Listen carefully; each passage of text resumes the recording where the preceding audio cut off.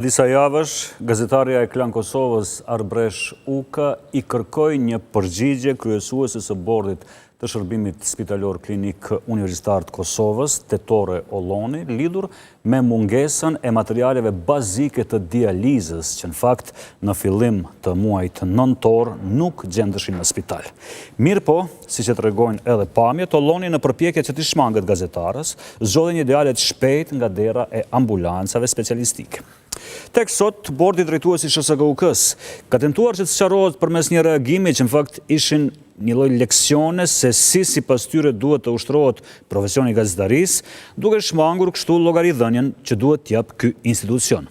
Në reagimin e SHSKUK-s kërkohet të ruhet standardi etik i raportimit, në fakt gazetarja vetëm që po kërkonte një përgjigje nga kryesuesja për një çështje jetike për qytetarët në dializë, por nuk ka ndërmarrë asnjë veprim që mund të prodhonte pasoja ligjore.